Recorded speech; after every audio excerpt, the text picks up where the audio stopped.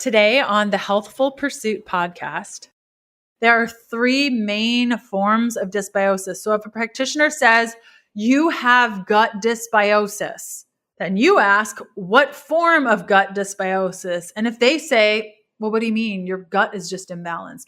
Well, your gut can be imbalanced due to a digestive dysfunction.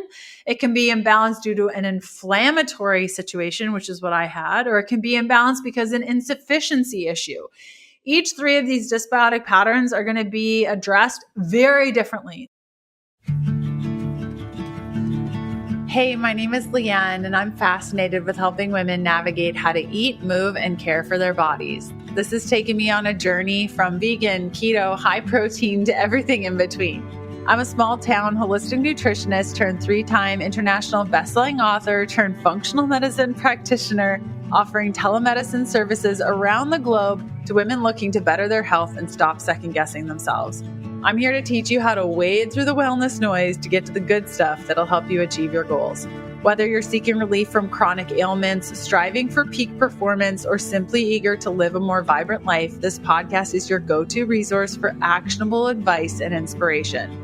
Together, we'll uncover the interconnectedness of nutrition, movement, sleep, stress management, and mindset, empowering you to make informed choices that support your unique health journey.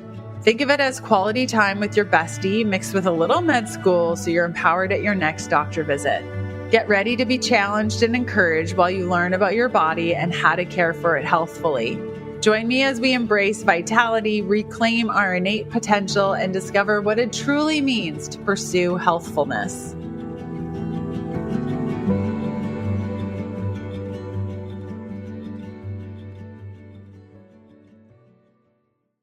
Hello and welcome to another episode. I'm so glad that we get to hang out today. I hope you're enjoying this new format of the show where it's a lot more solo time, just you and I.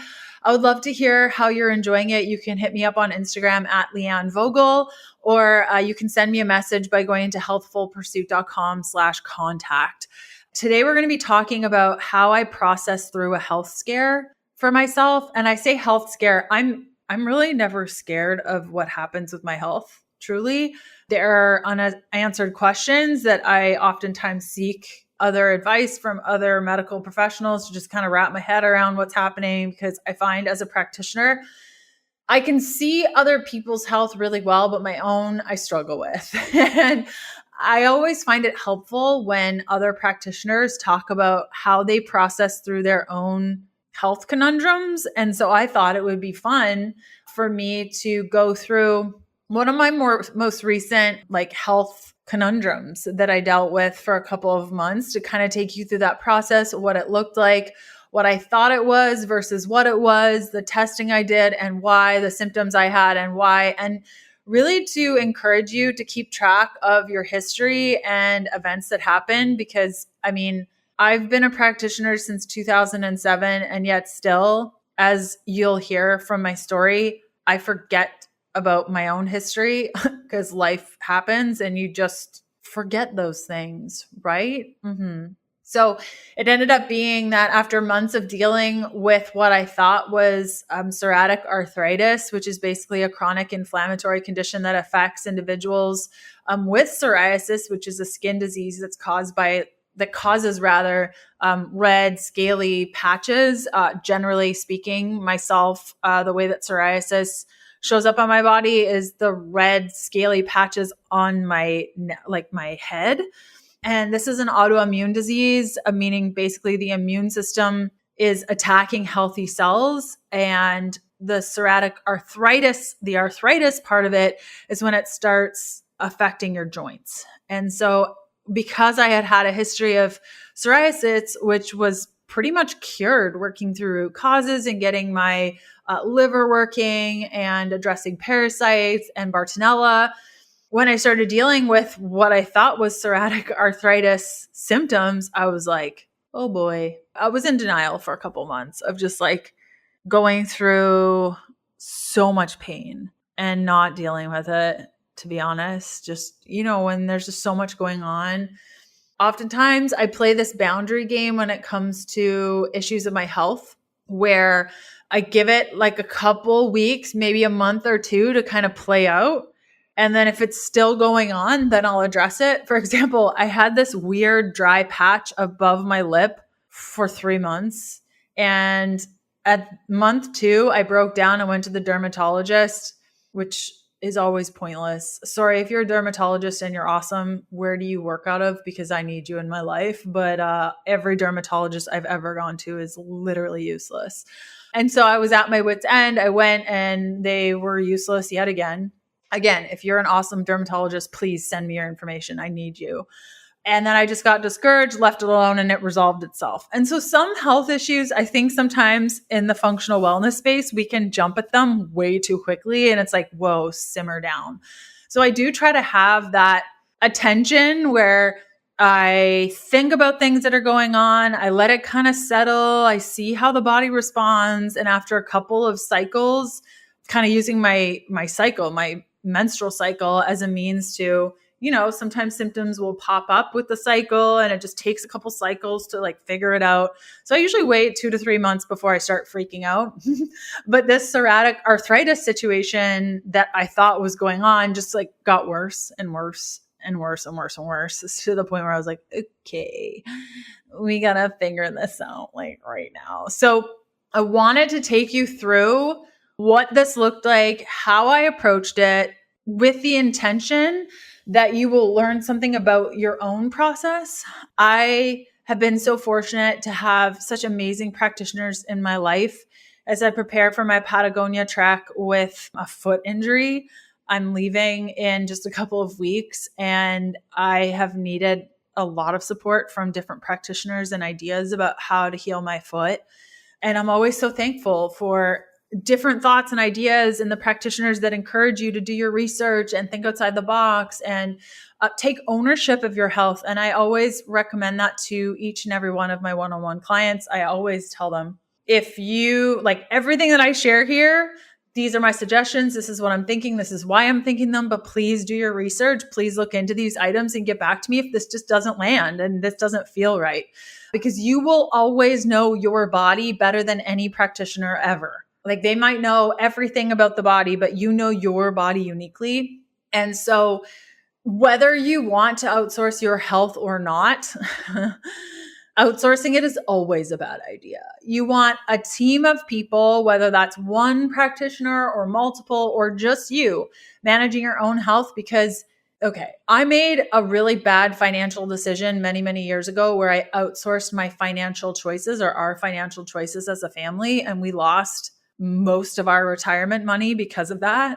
And I will never make that decision for our money again. And we would never make this decision for our health, right? So, okay, let's go through the process, what I'm talking about, creating a good history. So my intention with this episode here is as I go through my own experience, you can kind of pull from your own history, I'm hoping that you'll have a light bulb moment of, oh my goodness, this is how Leanne does it. I could do this for my own and do this kind of research. And it's actually like not that complicated.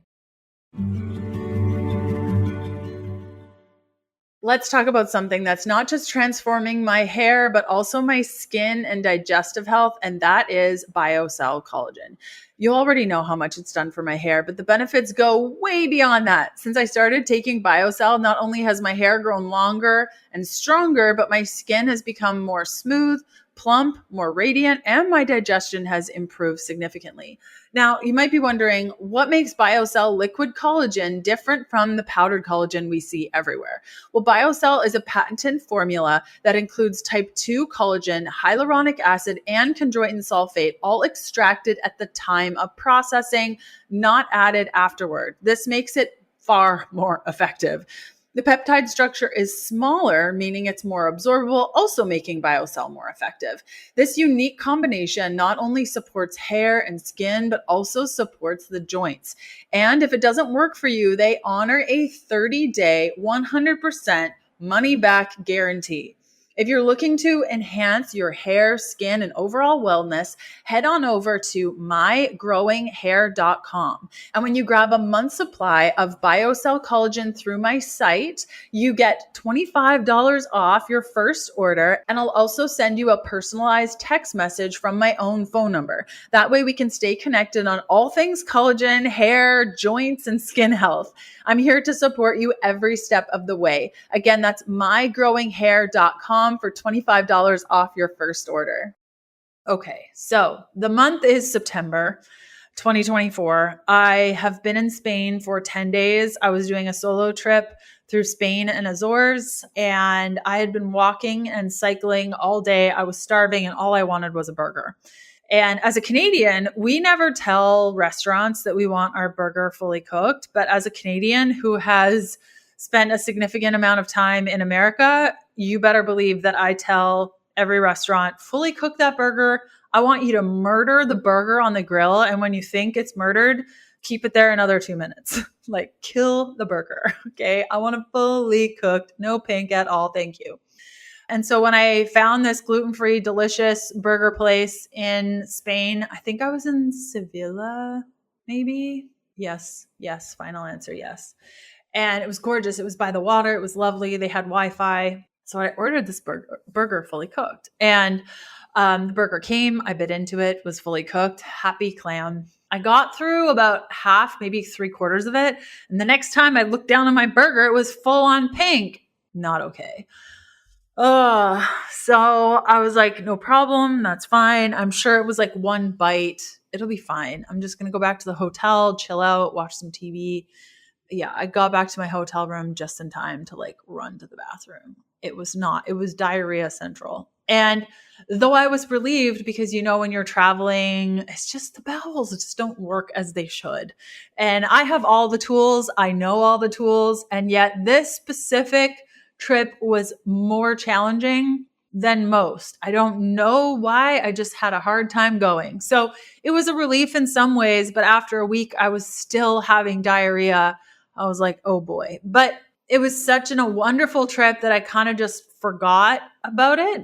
And the diarrhea stopped, and I went about my time, and I got home. And the first couple of nights at home, I noticed I was getting some joint pain. And the joint pain got worse and worse and worse, to the point where a couple of weeks into me being home in October, we were at church and somebody went to shake my hand. And I don't think it was a necessarily super strong handshake, but I recoiled in pain. It was so painful. I have a pretty high pain tolerance. My chiropractor is always saying like, wow, like just tell me when this hurts. I'm like, nah, keep going. Same with my massage therapist. Like I can handle it. And so for me to say I was in pain, that was quite a lot. And so weeks went by and I started dealing with this patch over top of my eye. It got really, really dry, scaly, red. And then there was a patch over top of my lip, and then my psoriasis on my head started breaking out. And this is when I was like, hold on a minute. Okay. I have joint pain, psoriasis, some eczema situation. I say it like Canadian, eczema, as the Americans say, situation on my eye. Is this psoriatic arthritis? And this has been a fear for me because when I was younger, in my late teens, early 20s, I got diagnosed with psoriasis and it was bad. It was all up my neck. And the only thing that ended up helping me was really, really working through my liver, killing off the Entamoeba histolytica, addressing Bartonella. And since then, I haven't had any psoriatic anything. Like psoriasis is a thing of the past for me. And so when this started popping up, I was like, oh boy, now it's spread to my joints. If you're not familiar with psoriatic arthritis, it's a chronic inflammatory condition that affects individuals with psoriasis. And psoriasis is a skin condition that causes the red scaly patches. Psoriasis is an autoimmune disease, basically meaning that the immune system mistakenly attacks healthy cells, primarily in the skin. And when it moves over to the joints, it would be considered the arthritic form. And so some of the symptoms are going to include joint pain, stiffness. It can happen in larger joints like knees, elbows, or in smaller joints like fingers, toes, knuckles, those sorts of things. And the stiffness usually is worse in the morning or after periods of inactivity, which I was like, the pain in the morning was excruciating.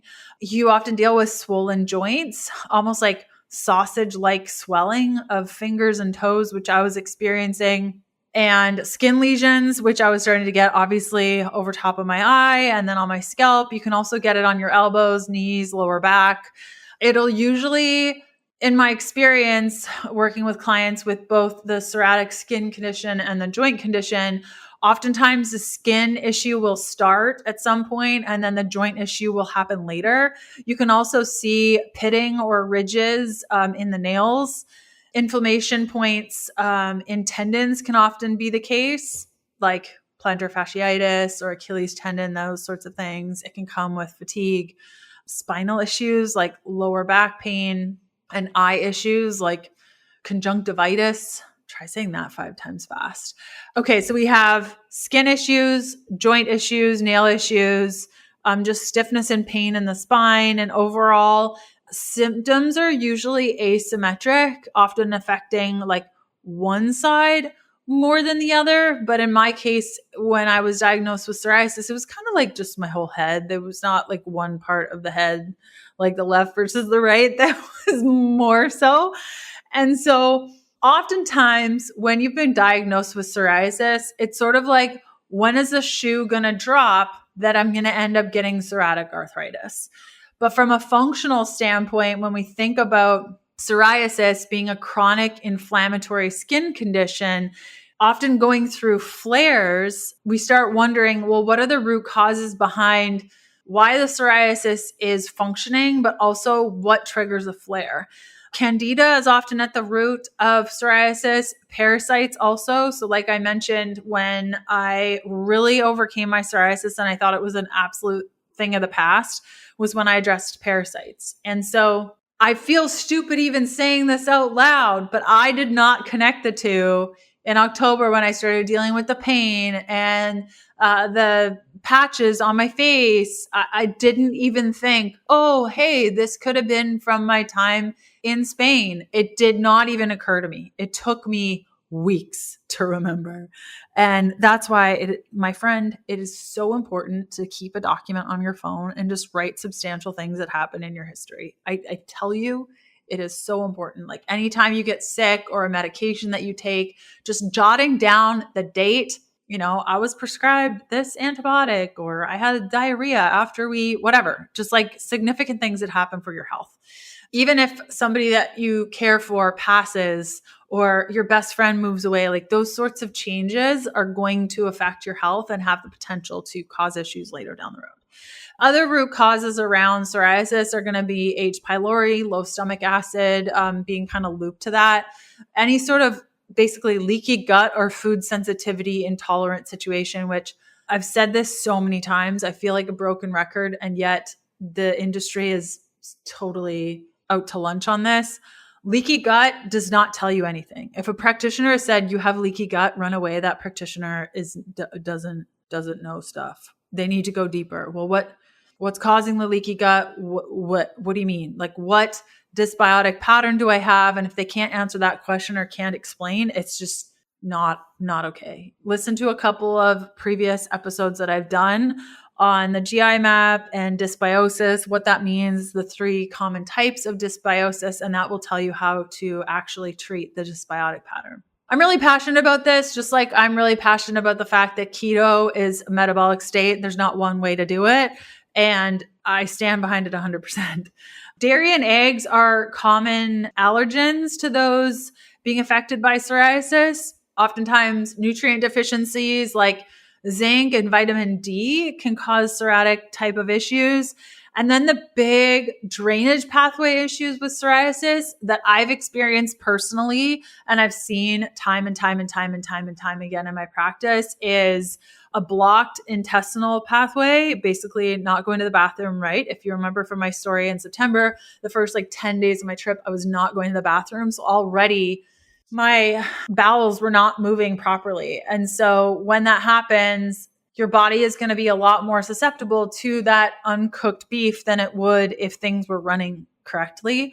Liver and gallbladder blockages can also cause this, as can lymph issues. The body can oftentimes be burdened by pollutants, heavy metals, and metabolic waste, making it more challenging to clear and be balanced from a psoriatic type of situation. And psoriasis can also be epigenetic due to the MTHFR situation and COMT mutations. HLA-DR will do this also. There's also a lot of understanding around Th2 to Th1 imbalance and histamine intolerance when it comes to psoriasis. I know that I struggle with this, and that's why I take so much reishi. I take a substantial amount of reishi and notice a difference without my organo supplements. I'm so thankful for them. I will never run out, ever, ever. It is the supplement that I will never run out of, like above all the supplements. I will actually include a link in the show notes. Let me take a quick note on that spore powder. I will include a link in the show notes for the spore powder or reishi that I use. And that has really, really helped with my Th2 dominance. Basically, when the immune system is swung over into Th2, it makes it a lot easier for the body to come down with the sickness. Mold and mycotoxin exposure will also cause a Th2 dominance, and mold and mycotoxin exposure can also be at the root of a psoriasis issue. And so I had like a lot of this stuff going on. It was kind of this perfect storm of going to Spain, getting the uncooked burger situation, having not gone to the bathroom consistently for the first 10 days of the trip. Then when I got home, I was dealing with a whole mold situation in my home for the first 2 to 3 weeks of me being back. And then a couple of weeks after the inflammation in my hands started happening and got like really, really bad, I was emptying out my humidifier and saw this like incredible pink, disgusting stuff growing out of my humidifier. And that's Serratia. I can't remember exactly how to say it, but it's basically a bacteria that grows in your humidifier when you leave it and you go to Europe for a month, and then you just like use it and forget to clean it. When I realized that the bacteria was growing in my humidifier and I'd been sleeping with this humidifier right at my face, when I cut that out, like I cleaned my humidifier like crazy, and then I slept, and then I woke up the next day. I'm like, wow, this is significantly better. Like my pain is not as bad. This is great. That was a big turning point of, hold on a minute. Okay, how can we think? That's when I sat down with a piece of paper. I'm like, what has happened in the last couple of months that my hand pain would be this significant? My friends, like my hands were so thick and in so much pain, I could barely move my fingers. Like I am not exaggerating. It was not okay. And I was starting to freak out a little bit. Like it was either it was a massive psoriasis flare or something else was going on. Hormonal imbalances can also cause psoriasis, like estrogen dominance. Adrenal imbalances can cause this. Celiac issues can be at the root cause and kind of like alongside, because it is an autoimmune condition. Nervous system dysregulation can kind of be looped into this. So there's a lot going on with psoriasis. And the number one way that I keep my psoriasis at bay is checking on parasitic imbalances and making sure that I am free and clear of those parasites and gut infections. So of course, my next move as a practitioner who does this day in and day out for our clients was to order a GI map for myself.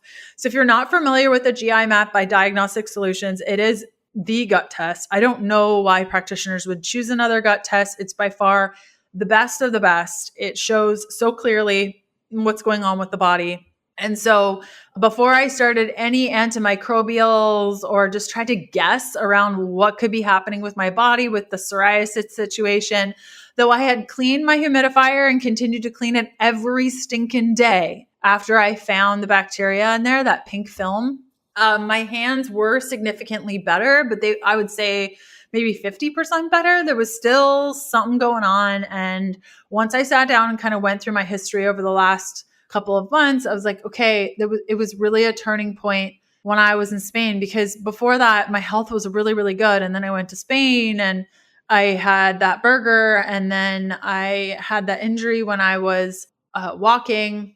And so something happened there. So of course I'm going to do a GI map, because whenever I'm struggling, a GI map will often do the trick, or blood work. And I had blood work. It didn't provide many answers. And so I was ready to kind of do the GI map. So I want to kind of take you through what that GI map looked like and some of the thoughts that I had following the GI map and receiving that, and kind of going through what to do next. Did you know dehydration is about more than just water? It's about electrolytes too. Electrolytes like sodium, potassium, and magnesium are essential for hydration, energy, and overall health. But most of us are missing the right balance. That's where Element comes in. It's a science-backed electrolyte mix designed to give your body exactly what it needs. I've been using Element daily for years to stay hydrated and energized. Whether I'm at the gym, out hiking, or tackling a busy workday, it keeps me performing at my best. Plus, it's free of added sugar and artificial junk, just the essentials to support hydration. One of my favorite ways to enjoy is mixing the watermelon flavor into sparkling water for a refreshing treat. And for something cozy, I'll add the chocolate salt to hot water. It's like a guilt-free hot cocoa. If you're dealing with headaches, fatigue, or cramps, it might be just the time to rethink your hydration. Element is offering a free sample pack with any purchase, so you can try all the flavors out yourself. Go to drinklmnt.com/KDP to claim your free sample pack today. It's a simple and effective way to upgrade your hydration. Okay, so GI map. We've talked about this so much in the podcast previously, so I'm not going to get into all of it, but basically it's a stool test, and I do a 3-day collection with my clients. I instruct them on how to do that. The test only suggests a 1-day collection, but I hate that idea. So I collected my stool for 3 days, sent it in, and got back that I had some C. diff. We had some E. coli. We had an inflammatory dysbiotic pattern, which I can tell you I've never had. I've never had inflammatory dysbiosis. And how we know that there's an inflammatory dysbiosis is that we're going to have the presence of bacteria like Pseudomonas, Citrobacter, Klebsiella, Proteus, these bacteria, which will cause an inflammatory state. And on the GI map, it also gives us an idea of how the immune system is functioning in the presence of these inflammatory bacteria, because things like Citrobacter, for example, which is a bacteria, will drive up secretory IgA. And so the secretory IgA can give us a really good indication of like, how is the body handling this and where are we at with the timeline? So my secretory IgA was low. So these gut soldiers of the body, they are down and out. They've been murdered, pillaged. It's not good in the immune system. They're down. It's not good. It's telling us that the immune system is suppressed due to a chronic situation, and we're immunocompromised. It ain't good. It's a total shutdown of the immune system of the gut when it gets below 200. And I was sitting at 276. So let's not even play around with it. And in including that, I had never tested for having a little bit of blood in my stool, and I had a 1 out of 10 in the stool for blood, which I don't like at all. Not a good situation. Steatocrit was a little bit elevated, which is fecal fat. And so my liver wasn't doing a good job at doing all this. And the pathogenic piece of it, the C. diff, as well as E. coli, definitely needed to be addressed, because that's not going to make the whole situation better. Oftentimes, the E. coli situation, especially the one that I had, is often tied to fecal contamination of food, which when you're traveling, you're probably going to get some sort of gut infection. And so usually when I go on trips, like after I get back from Patagonia, I will absolutely be doing a gut test to make sure that things are good. And I just need to get into the better zone of when I go traveling, I need to bring some antimicrobials with me. And I didn't for this trip because I was like, really wanted to travel with a carry-on for a month. And I was at my max of things I was carrying. And I was like, I'll be fine without my antimicrobials. I will ditch my face wash next time before I don't bring my antimicrobials. So my big takeaway for the GI map was the pathogenic bacteria that I needed to address. The C. diff and the E. coli definitely needed to be addressed. And so in order to address that, oftentimes, like if I were to go to a doctor and show them these pathogenic bacterias, at least with the C. diff, it would probably be that they would put me on some sort of antibiotic. But in my experience, C. diff and antibiotic don't mix at all. And that's not going to happen for me. Thank you very much. In my own personal experience with having this previously and with the E. coli, I've had really, really good experience killing off E. coli with high dose probiotics, like 300 plus billion a day, like just killing it. Like I like my burger killed. And so that's what I did. I made sure that I was cleaning my humidifier every day. So how I do it, I completely take it apart and I clean everything with vinegar. I know this sounds so granola. I make my own home cleaner and I love it so much. It's baking soda. If I'm cleaning the bathroom, it has baking soda. Otherwise, the other cleaner does not have a baking soda, but it has the rest of the items. Peroxide, 3%, frankincense or clove essential oil, distilled water, and vinegar. Am I forgetting anything? Oh, sometimes I put some Castile soap in there if I'm feeling like crazy. And that's a combination that I use. And so I make sure that I clean the humidifier daily. I never miss a day. That's the first thing I do when I wake up. I weigh myself and then I take my humidifier and I clean it. I will never, ever. And that, like I said, just that simple step reduced my joint pain by 50%. Another piece that was kind of playing in the background the whole time I was away and when I came back was that I was taking a peptide called sermorelin. Oh, this peptide. I miss it so much. When you have an inflammatory condition that's flaring, I can tell you from experience now, encouraging your body to make more growth hormone while you're experiencing an inflammatory condition does not feel good. So sermorelin peptide I was using to help regulate my HPA axis as I increased my training capacity and to basically grow muscles and a six pack. And it was working really well.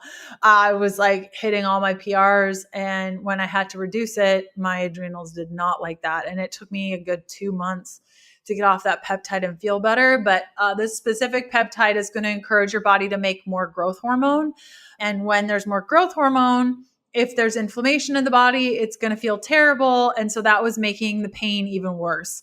So because I had tested my GI map, and I hope all of this is making sense, but because I had tested my GI map and have found an inflammatory dysbiotic pattern, which is basically when we do the GI map, and this is what I'm talking about when it comes to dysbiosis, there are 3 main forms of dysbiosis. So if a practitioner says you have gut dysbiosis, then you ask, what form of gut dysbiosis? And if they say, well, what do you mean? Your gut is just imbalanced. Well, your gut can be imbalanced due to a digestive dysfunction. It can be imbalanced due to an inflammatory situation, which is what I had, or it can be imbalanced because an insufficiency issue. Each 3 of these dysbiotic patterns are going to be addressed very differently. Like somebody with inflammatory dysbiosis would have a way different protocol than somebody with insufficiency. And if you were to put insufficient dysbiotic person on an inflammatory protocol, which happens all the time. Practitioners who are not educated in how to address gut function. And I say this like, I know that I don't know it all and I know what my limits are. And I am the first to refer out a client when I'm like, I can't help you with this. I don't even know what I'm doing here. When it comes to the gut, I know pretty dang well from personal experience and going through a bunch of different courses on the gut work and seeing hundreds of these GI maps. And I remember when I went through a course and the practitioner mentor was explaining the different dysbiotic patterns, all of a sudden it made so much sense why clients who would come to me that were put on antimicrobial agents would feel worse and have herpes reactions and just not do well. It's because they had an insufficiency. And so because I had an inflammatory dysbiosis, just going on probiotics wouldn't do the trick. It was basically a inflammatory condition that needed to be addressed with antimicrobial agents in order to regulate. And with E. coli, yes, I definitely needed probiotics. And I find like I said, high dose probiotics do really, really well with E. coli. And oftentimes the inflammatory dysbiotic pattern is very, very common with the traveling piece. So I wasn't surprised to see that. And it also started bringing in a lot of sense, because an inflammatory dysbiotic pattern that's left to sit in the body for years will turn into an autoimmune condition. And I truly believe that's why I had psoriasis and was diagnosed when I was younger, because I had a ton of parasites. That's why I had acne when I was younger. And it was, as soon as I addressed parasites, it was no longer a problem. So of course, when I got the GI map back, the first course of action was to address the inflammatory dysbiosis, while also understanding that it was likely that I had a parasite also, because I did have symptoms for parasites, but it didn't show up in the GI map. This is where the GI map isn't the best at, is testing for parasites, only because they only test for a handful of parasites and there are a whole bunch more than a handful. And so oftentimes I will go off blood work with my clients as well as symptoms, to understanding what's going on with the parasite situation. And so the protocol that I started was to address the immune.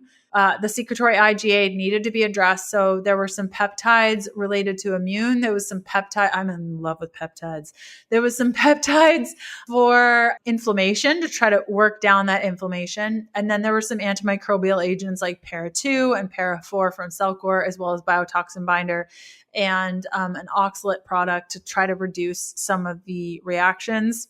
And that's worked really, really well for me. In addition to the removal of the sermorelin, which going off growth hormone stimulator was really rough. That was tough. But I've gotten over the hump. My adrenals have regulated really nicely following.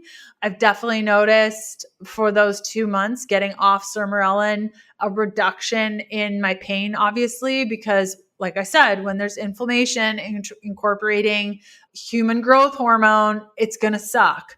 And so with all of those changes, I no longer have pain in any of my joints. My tendons are getting better. I do think that they're related. Like all of it is related to why I had that post-tib injury when I was in Azores in September. If you remember, I talked about how I injured my foot when I was hiking. And one of the issues with psoriatic arthritis is that it will affect the tendons as well. And so now I've had to work on just strengthening up my feet and reducing the inflammation, because once inflammation gets in the body in certain areas, it is very challenging to clear. Even if the rest of your body is doing really well, there's always some like sticky bits. I don't know how to explain this from a medicinal kind of perspective, but I've seen this time and time again where like it takes a heavy virus or some, a car accident or something to like jolt the body out of an inflammatory response. I think it probably has something to do with cell danger response, almost like a laptop that needs to be rebooted. Like you got to completely Control Alt Delete that guy and like do a full on reboot of the system. And sometimes that jolt can be really helpful. I've noticed for myself, we have a pool in our backyard and it's not heated. And so sometimes when I'm feeling like I need that jolt, I'll just jump in there and that'll do it. But I know that when I started putting 2 and 2 together, I'm like, oh dear Lord, I have psoriatic arthritis. I don't want to deal with this. I forgot all my tools. I thought I was doomed. Like, because the treatments that you would normally, like if I go to the doctor and I say I was diagnosed with psoriasis when I was in my late teens, early 20s, I've had it ever since. It comes and goes, it flares, it goes away. I killed off parasites. It's been gone ever since. They're going to roll their eyes at that usually. And now I'm dealing with, and I list off all the psoriatic arthritis symptoms. They're going to say, okay, let's get you on some NSAIDs like ibuprofen. let's get you on some, what's that one? Sulfasalazine. It's a disease modifying anti-rheumatic drug. Let's look at some TNF inhibitors. And there's a newer class actually that's used for psoriatic arthritis. It's like JAK inhibitors and corticosteroids and topical corticosteroids. And yeah, no, thanks. Like, my example here is a great play out of the fact that there is rarely just one thing. It is the perfect storm. It wasn't just that I didn't clean my humidifier. It wasn't just that I had the burger that was low cooked and kind of pink. Kind of is an understatement. It was like horrible, that last half. It wasn't just that I was taking sermorelin, which increased the human growth hormone, which didn't help. It wasn't just that I went through a mold issue when I came back to the States. It was a perfect storm of all of these things culminating into what expressed itself as psoriatic arthritis, but that was adjusted by cleaning my humidifier, removing the human growth hormone, at least for now. I cannot wait to go back on it when my inflammatory stuff is done, testing the gut and getting on the appropriate dysbiotic protocol for me, built for me to address this, that started moving the needle. And I will forever do it this way, as opposed to dealing with the side effects of some of these medications for myself personally, like NSAIDs. That's going to cause gastrointestinal issues, ulcers, kidney issues. The biologics can cause like tuberculosis and upper respiratory infections. And for me, having had so many lung issues as a baby and into my like early, childhood, absolutely not going into anything that can affect my lungs. Corticosteroids lead to bone thinning. No, thank you. Weight gain, would rather not. Mood changes. I've seen women struggle like as soon as they take the corticosteroids, just not being okay mentally. And yeah, does it take some time to like unpack what's going on? For sure. I mean, I just spent 40 minutes talking about my experience, and I do think it's a tiny bit easier for me only because I've been practicing for a while. I've kind of like lost track, I guess, 2007, 5, 6, 7, so 17 years. I mean, I've seen some stuff and I have that experience, and I may not be a doctor, but I learn really quick and I ask a lot of questions. So yeah, I realized that it's going to be a little bit easier for me going through my history. And that's why having practitioners in your life that care for you, walk alongside you, and nudge you in certain ways. In fact, right before recording this podcast episode, I'm actually recording it like mid-January because I like to stay ahead. I have just been bashing my head over this whole foot issue that I've had since Azores. And I was told that it was a post-tib issue. So I've been doing everything for post-tib. But as soon as I put on my hiking boots and I walk more than an hour, my foot hurts. And I'm like, something is not helping. And so I've been taking pictures and reading my anatomy books. And I'm like, there's something not landing. I don't know what it is. And then I chat with one of my friends who's a physical therapist in Canada. And she just made it all make sense. And I got off that phone and I was almost in tears, being so thankful for her. And I was like, wow, I get to do this for other people. What? Like, I am so thankful for the practitioners that I have in my life. In fact, right after this, I get to go to my chiropractor and get support from him. And it is just, I'm so thankful for those people.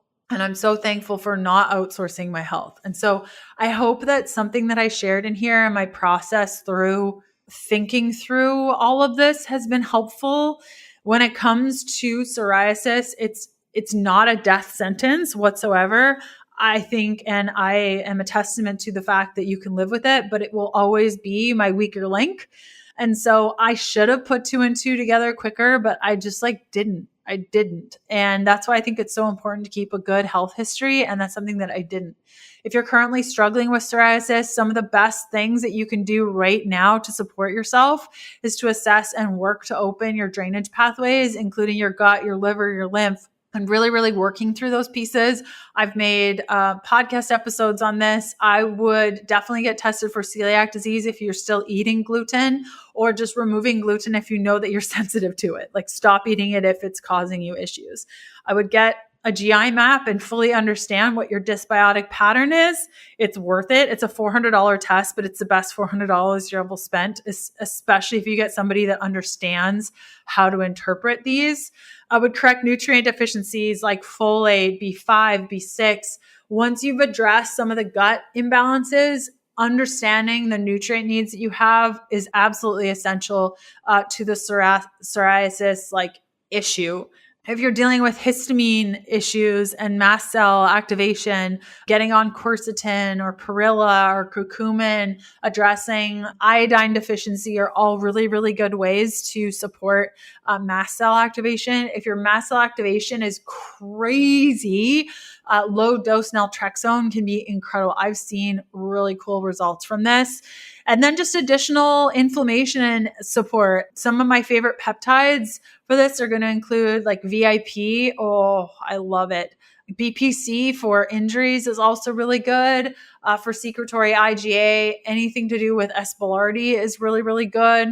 And addressing for emotional health. Like I said, if you've just gone through a loss or, job instability and those sorts of things, it can definitely play a role in the psoriasis. I would say that the number one thing that flares my psoriasis, believe it or not, on something that I just need to watch is gluten-free products. As soon as I have a gluten-free sandwich or any sort of bread product, unless it's fresh made, I'm going to have issues. And so I generally avoid most grains because it just keeps my symptoms down. So I know that was a lot. I hope it was a lot. I hope you have to listen to this audio a whole bunch of times to learn some things. And I'll see you back here for another episode.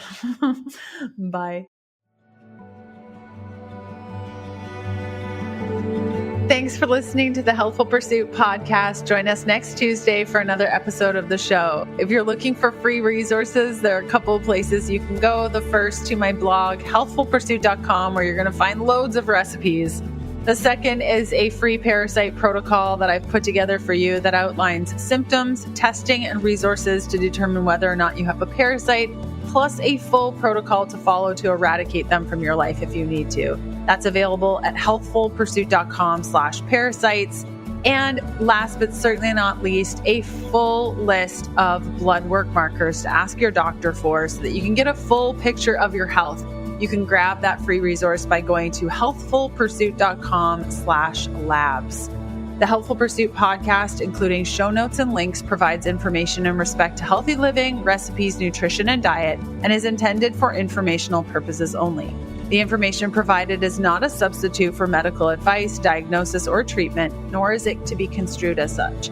We cannot guarantee that the information provided on the Healthful Pursuit podcast reflects the most up-to-date medical research. Information is provided without any representation or warranties of any kind. Please consult a qualified health practitioner with any questions you may have regarding your health and nutrition program.